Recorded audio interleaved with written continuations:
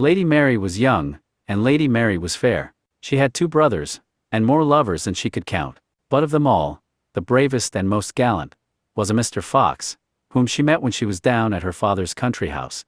No one knew who Mr. Fox was, but he was certainly brave, and surely rich, and of all her lovers, Lady Mary cared for him alone. At last it was agreed upon between them that they should be married. Lady Mary asked Mr. Fox where they should live, and he described to her his castle, and where it was, but, strange to say, did not ask her, or her brothers to come and see it. So one day, near the wedding day, when her brothers were out, and Mr. Fox was away for a day or 2 on business, as he said, Lady Mary set out for Mr. Fox's castle, and after many searchings, she came at last to it, and a fine strong house it was, with high walls and a deep moat. And when she came up to the gateway she saw written on it, "Be bold, be bold." But as the gate was open, she went through it, and found no one there. So she went up to the doorway, and over it she found written, be bold, but not too bold." Still she went on, till she came into the hall, and went up the broad stairs till she came to a door in the gallery, over which was written, be bold, but not too bold, lest that your heart's blood should run cold."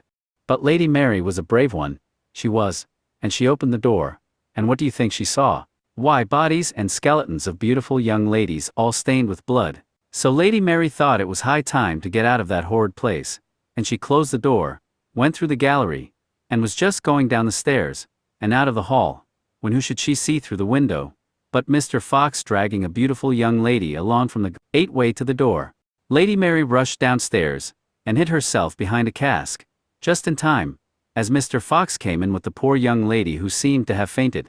Just as he got near Lady Mary, Mr. Fox saw a diamond ring glittering on the finger of the young lady he was dragging, and he tried to pull it off, but it was tightly fixed, and would not come off. So Mr. Fox cursed, and swore, and drew his sword, raised it, and brought it down upon the hand of the poor lady. The sword cut off the hand, which jumped up into the air, and fell of all places in the world into Lady Mary's lap. Mr. Fox looked about a bit, but did not think of looking behind the cask. So at last he went on dragging the young lady up the stairs into the bloody chamber. As soon as she heard him pass through the gallery, Lady Mary crept out of the door, down through the gateway, and ran home as fast as she could. Now it happened that the very next day the marriage contract of Lady Mary and Mr. Fox was to be signed, and there was a splendid breakfast before that. And when Mr. Fox was seated at table opposite Lady Mary, he looked at her. "How pale you are this morning, my dear." "Yes," said she, "I had a bad night's rest last night." "I had horrible dreams." "Dreams go by contraries," said Mr. Fox. "But tell us your dream, and your sweet voice will make the time pass till the happy hour comes." "I dreamed," said Lady Mary, "that I went yestermorn to your castle, and I found it in the woods, with high walls, and a deep moat, and over the gateway was written, be bold, but it is not so, nor it was not so," said Mr. Fox. "And when I came to the doorway over it was written, be bold, but not too bold. It is not so, nor it was not so," said Mr. Fox. "And then I went upstairs, and came to a gallery, at the end of which was a door, on which was written, be bold, but not too bold, lest that your heart's blood should run cold.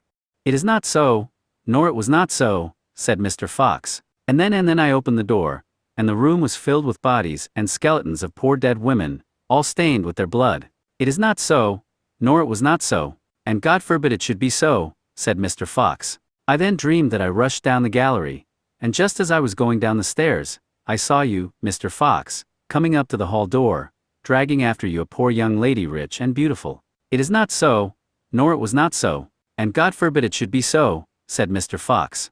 "I rushed downstairs, just in time to hide myself behind a cask, when you, Mr. Fox, came in dragging the young lady by the arm, and, as you passed me, Mr. Fox, I thought I saw you try and get off her diamond ring, and when you could not, Mr. Fox, it seemed to me in my dream, that you out with your sword and hacked off the poor lady's hand to get the ring.